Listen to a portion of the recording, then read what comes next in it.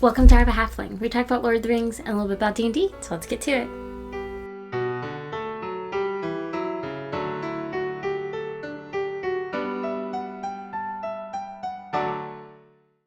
Today we are going to be talking about something that I have been waiting for 2 months to talk about. I wanted to make sure we got through his story before I made any rash judgments, and now we're through and I can rant about him. And we're going to be talking about Feanor. And I have thoughts. I have so many thoughts. So if you fall under the category of Feanor did nothing wrong, he's a great guy, it's all understandable, you're not going to like this video because I do not have that opinion. I am not that person. So with Feanor, his story makes me so mad. But he's wonderfully written. I will say that. Tolkien did a great job of writing Feanor because he's such a complex character. Like, he's someone that you can sympathize with. You can understand why he makes the choices that he makes. But you can also be like, those are all dumb choices. So, like, he's wonderfully written. I don't want to, knock that. He's a great character. And I love talking about him, even if it's just ranting about him. I love talking about Feanor. So if you want to know all of Feanor's stories, please go to the Going Through the Silmarillion playlist and you can get his full story in there. But we're just going to kind of hit the main points. Starting off with Midian. So when Midian died, it was such an unusual situation, right? So she is the first elf to die, and not only is she the first elf to die, but she essentially chose to die. Like, she just gave up her life. It says that Feanor, had such a fiery spirit that basically when he was delivered, he just took everything out of Midian, which reading today, you can be like, oh, well, that's, postpartum depression. Even if Tolkien was just writing about maybe the baby blues, it's postpartum depression. Like, we can tell that's what this is. And so that's a very challenging situation in and of itself, that Feanor is now the only elf to basically grow up without a mom. And not only that, but grow up knowing that kind of loss, even if it's not, fully, even though he's little, it might be a bit different than later elves later on. But as of right now, Feanor is the only person to really know the loss of a mother.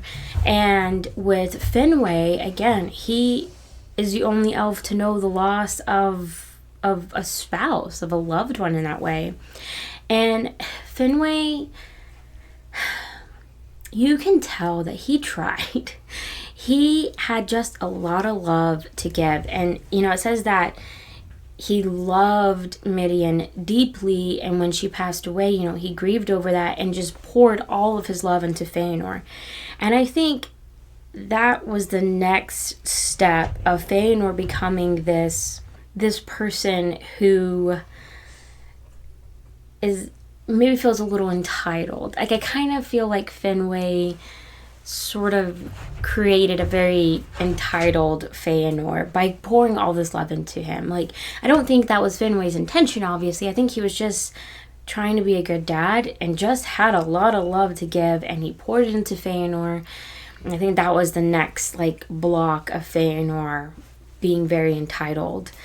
And I was talking about this with my husband, and he made a good point that maybe you guys will have different thoughts on, but when Finwë does actually die, when he's murdered by Morgoth, it says that no son has ever grieved for a father in the same way that Feanor was grieving for Finwë. But my husband said that he kind of felt that Feanor had a very possessive love for Finwë, which I can kind of understand that, because if you think about it, as far as the Silmarillion goes, I don't know about other texts, but we don't know the time frame between Feanor's birth and then the birth of Fingolfin and Finarfin. So, you could be looking at, around 1,000 years of just him and Finwë. And when Finwë does remarry and have new sons, Feanor doesn't like any of them. So again, you have this like entitlement that, Feanor should only have Finwë. Like no one else can have Finwë. And so I kind of get what my husband was saying about it was a very possessive kind of love. But that may be debatable. I don't know.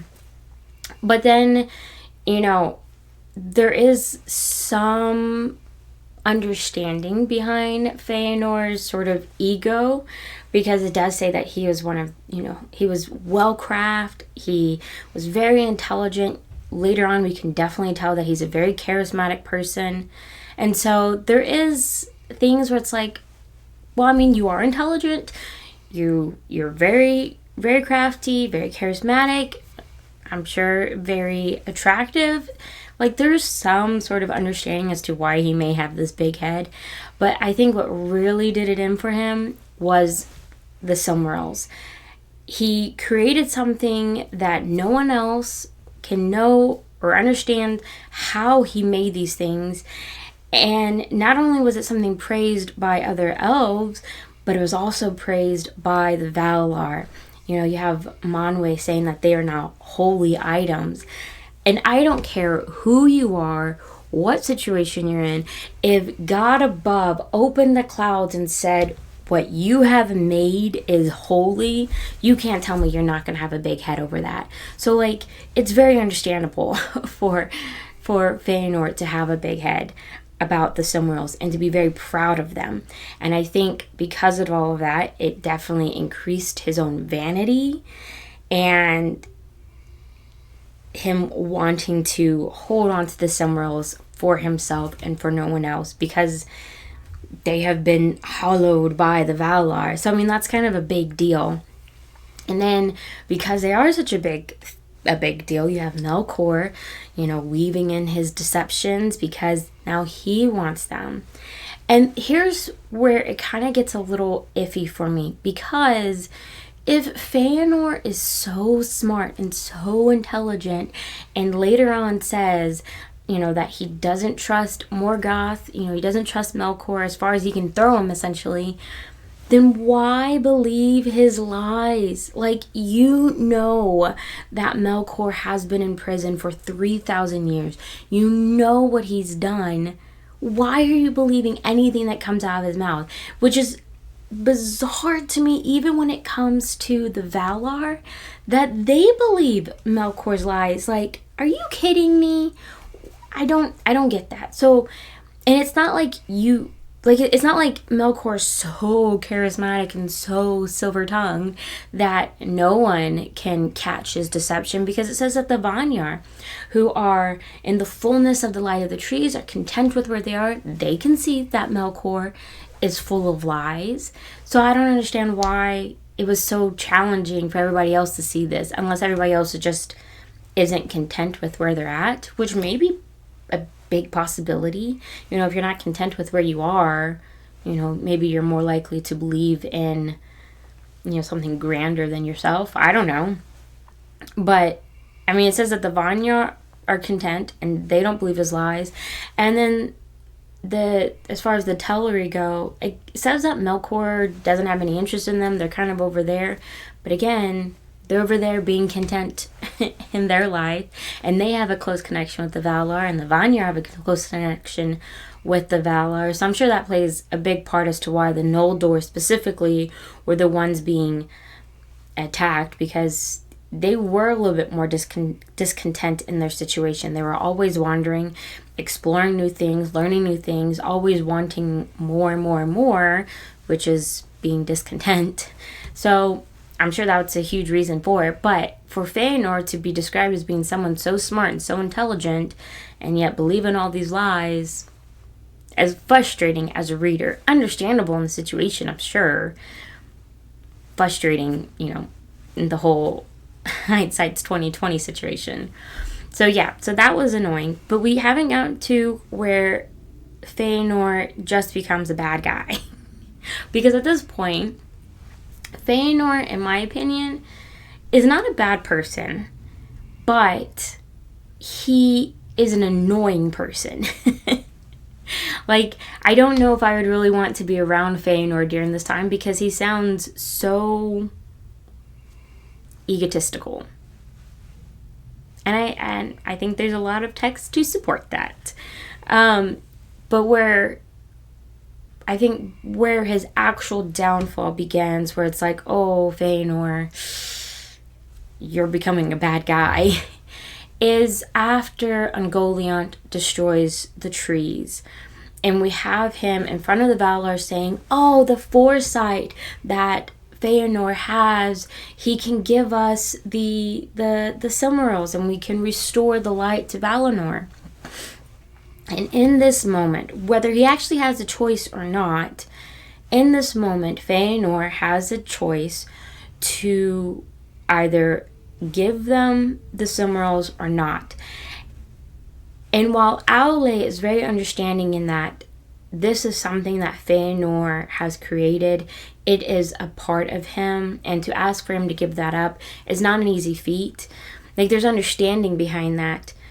However, this is where I really feel like you begin to see the true nature of Feanor, that he is a very selfish person and not thinking of the betterment of everyone else. And that because he does choose to keep the Silmarils to himself, granted, at the end of the day, he didn't really have a choice. He didn't really have an option because they were stolen by Melkor, but he didn't know that. And so this choice was still his to make.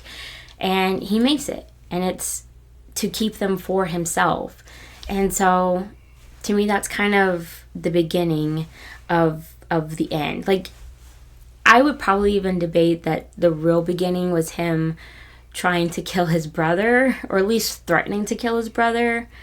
But whether he would have actually gone through with that or not, I don't know. Because siblings get into arguments all the time, not at, to the point of pointing a sword at someone.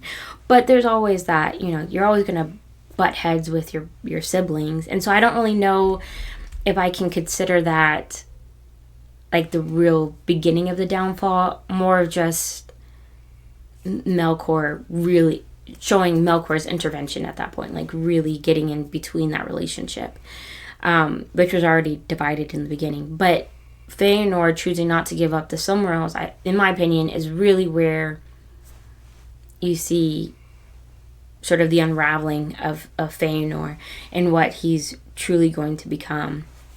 And, from there, you see him going to the Noldor and rallying everybody together to rebel against the Valar and to go to, to Middle Earth.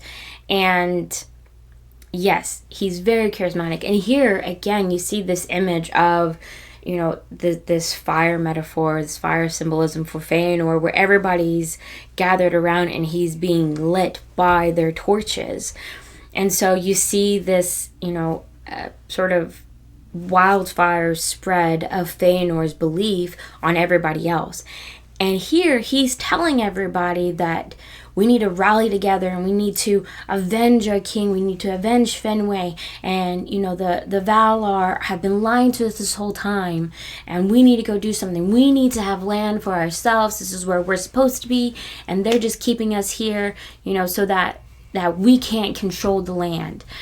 And so he rallies them all together. And here is also where the Valar could have really made a huge difference, is if they had paid more attention to the Noldor. It's clear that they're paying attention to the Vanyar. It's clear that they're paying attention to the Teleri, but there's not much going on with the Noldor. Yes, they, sort of are under Aule, but it kind of seems like they go to Aule rather than, there being like this mutual connection. But with the Teleri, you see that, they call out to Ose and Unanen, they call out to Olmo, but all, the Ainur also come to the Teleri and are speaking with them. With the Vanyar, you have, this close connection with Manwë and Taniquetil, and so you have this going back and forth with them, but you don't have that with the Noldor. And also the fact that the Valar were just totally ignorant when it came to Melkor. That also could have been a huge, prevention of all of this. But either way, that's not what happened. And Feanor is now stepping up to, take up this leadership of the Noldor and to rebel against the Valar. And I will say that Feanor's speech here, when Manwë's herald comes and basically says, like, you're going to fail at this, you can't fight against a Valar or against an Ainur, you're never going to succeed at this. What Feanor says, I'm like, dude, if I was there, I probably would have been like, yeah. When he says, at least we will try. Even if we fail, at least we're going to go and do something about it. Like, yes, the Valar should have been doing something this whole time about Melkor. They never have. And without some sort of intervention of the elves, basically. And so, yes, I can agree with Feanor on this part, that at least they're going to go do something about Melkor. However, his intention behind what he's saying, I am hesitant on. Because he's telling everybody that they're going after Melkor to avenge his father, to avenge their king Fenway. But I never hear that again. The only references as to why they're going after Melkor and going into Middle-earth is for the Silmarils. So again, I feel like there's a lot of selfish intent behind what Feanor is doing and what Feanor is leading his people into. So I will, on this one, I will kind of like, okay, you're making bad choices, but you're still grieving over the death of your father, and more than likely more over the loss of your Silmarils, in my opinion. So he's still grieving at this point. He still has a lot of adrenaline going in. I will maybe, I will be understanding of this choice to bring the Noldor to Middle-earth. It is something that needs to be done. I'm not going to argue with that. I just think the intent and the motives behind why they're going to Middle-earth is debatable. Okay, so now we get to Oldway, and we get to Alcolande. So Feanor at this point has rallied enough people.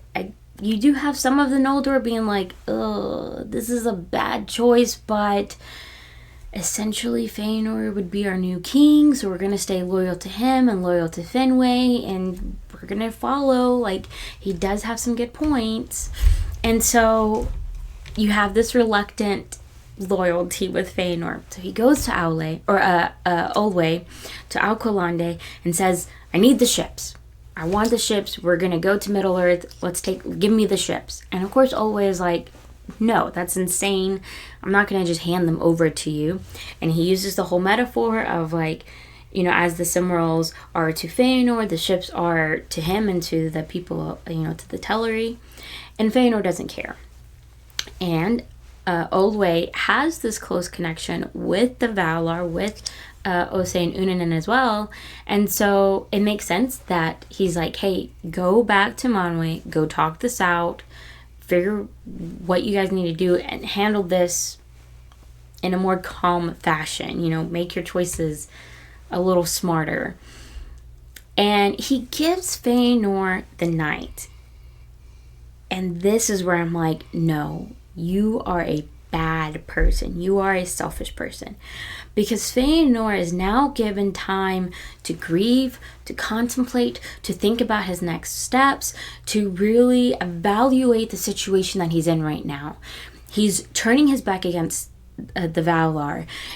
He doesn't really have a way to Middle-earth to get to Melkor. Like, he's already been told that even if he gets to Melkor, or at this point Morgoth, that it doesn't matter. He's going to fail. So he's given this time to reflect on all of this, and instead he says, no, I'm going to steal the ships. Keep in mind, Feanor only has a small group with him. Feanor only has the group that was immediately on his side, which is the smallest group of, the Noldors going to Middle-earth. He has the smallest group with him. And he's like, no, I'm going to steal the ships. I have two thoughts. One, you are stealing from your kin.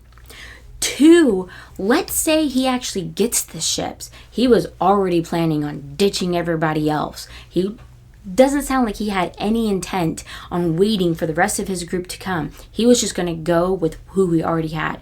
So he's already being very selfish, very impulsive in his choice. So now we finally get to the kinslaying, where he goes and fights for the ships. He fails at first. At first the Teleri have the upper hand, and then Fingolfin's group comes, and they have loyalty to Feanor. They don't question it, and so they go after, and they're like, oh, he's fighting, we're gonna fight too. And now you have the kinslaying. You have so many people dying, and it's a battle, which means you have people dying from both sides. It's just more from the Teleri side.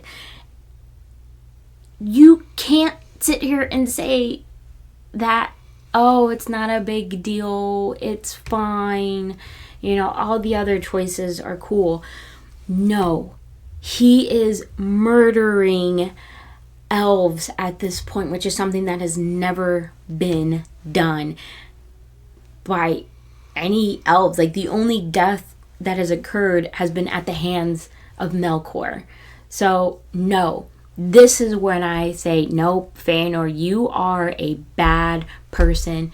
You are a side quest bad guy. Like, no, I draw my line at this point. So here, you also have not only the kinslaying of the Teleri, you have the killing of the Noldor, but you also have the Valar, following Manwë's orders of, nope, we're not going to step in. They came here freely, they're going to leave freely. Which, no, Manwë, you cannot say that they came here freely, because you are a Valar.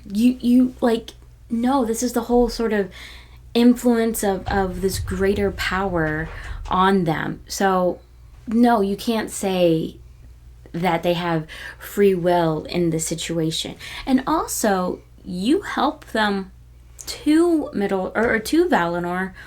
Why would you not help them back? So I don't think Manwë had any intent of the elves ever going back to Middle-earth, and he didn't want anybody to help them in that, even though helping them would have probably prevented a lot of death and a lot of heartache. But nope, Manwë as well was being very selfish and prideful in this moment. So now they do have the ships, and the Noldor have the ships, and because of Unanen's grieving, a lot of those ships are lost, and a lot of the Noldor are lost in that moment too. There's a lot of drowning, a lot of catastrophe, so they only have a few ships, and only a few are on the ships. So again, it's not even like this whole unified moment for the Noldor. It's just a few on the ships. And so they're going, and here we have another chance for, not necessarily for Feanor, but for the rest of the group to make a choice to turn around, repent, go back to Valinor, go back to the Valar, and work this out. Feanor is now told, no, you are exiled. For your choices, you cannot come back. You have to stay in Middle-earth now. And that's that kind of thing. And Feanor is now given another night to think about choices that he has made and what his next steps are. And he chooses to sneak away. He chooses to sneak off with his most loyal group into the ships over to Middle-earth. And then once he gets there, he burns the ships, which does two things. One, it's like, I'm not even going to go back for you. Two, I want you to know that I betrayed you. What balls Feanor has. Every choice he's been making is just you are really just spitting in everybody's face by your choices. He is so selfish. So freaking selfish. So now, because he has lit this fire Morgoth's servants are now aware of their existence. They're aware that something's going on. So now, as they move to Mithram, you have, you have the second battle of the Wars of Beleriand, and they're victorious in that. They do well.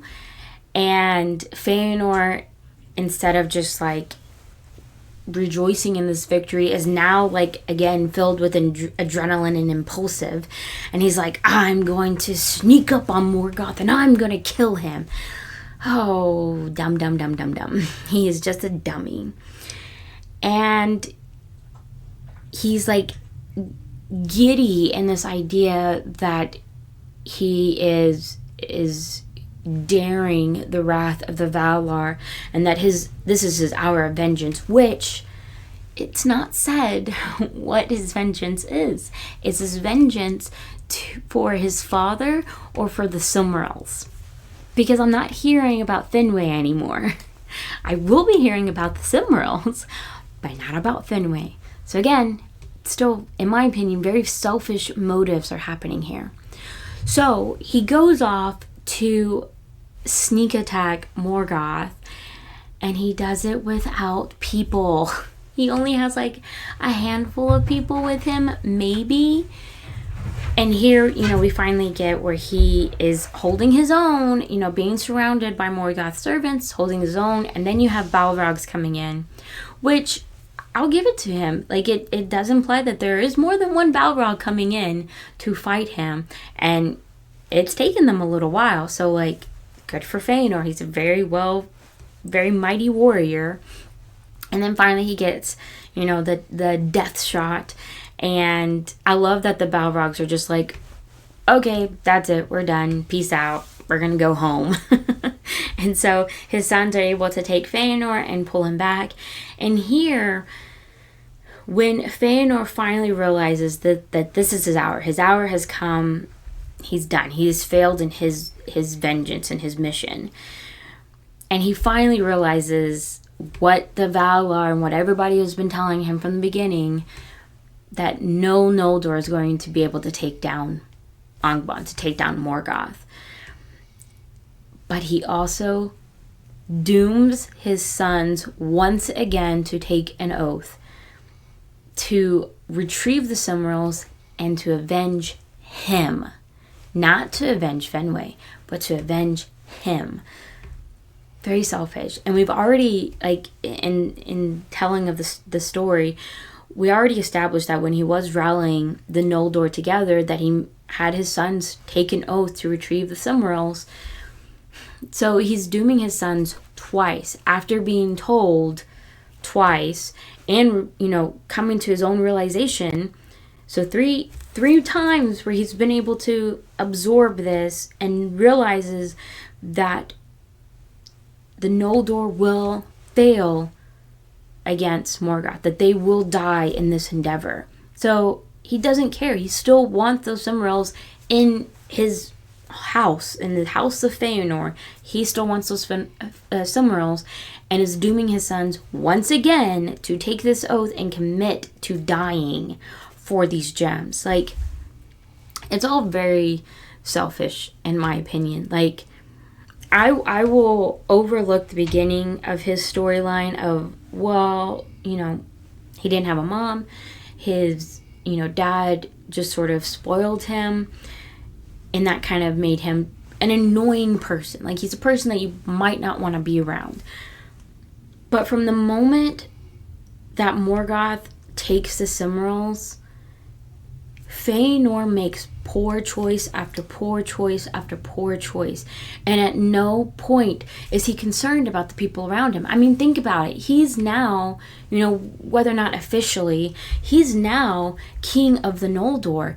And he has no regard for their lives. And for someone who has now, who is your first orphan, he should have a better grasp of the value of life. And yet he doesn't. He does not care every step of this way about anybody under him.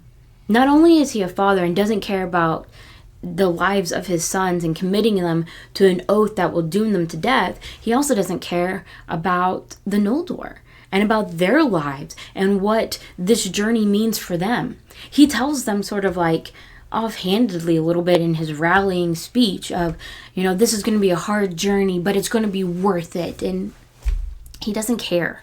He does not care. And to me, that's what makes Feanor such a bad guy. Whether or not it brought the elves to Middle Earth and eventually, it causes this ripple effect of the defeat of Morgoth, I believe that all could have been done differently. Like, if we look at, kind of stepping back and looking at, the music of the Ainur, which is sort of the template of the history of Middle Earth for the first 3 ages. If we look at that, it, in my opinion, fate would have ended Morgoth. It wouldn't have mattered what choices Feanor had made. The outcome still would have been the same. Like, all paths would have still led to the defeat of Morgoth and most likely to the elves being in Middle Earth, because I think that was the design of the song. So that was fate. I don't believe that Feanor's choices were fate. I don't believe that the decision she made was him being a little pawn in Eru's plan. Because when we look at other places where it's clear that fate is involved, it doesn't matter what the person's choice was, it still would have ended in a certain way. Like, it doesn't matter, really what or how Bilbo got to the ring. He was going to get the ring. That was the design, because it needs to get to Frodo so that he could get to, to Mordor. Like, that was fate intervening in those situations. Here, we see Feanor making choices along the way and being given options of what to do, of giving time to really decide on his actions. And every time he's very impulsive, very selfish, and only wants the Silmarils. That's it. And so I don't believe that, this is the end, what's the phrase? Basically, where like what happens sort of negates the way we got there.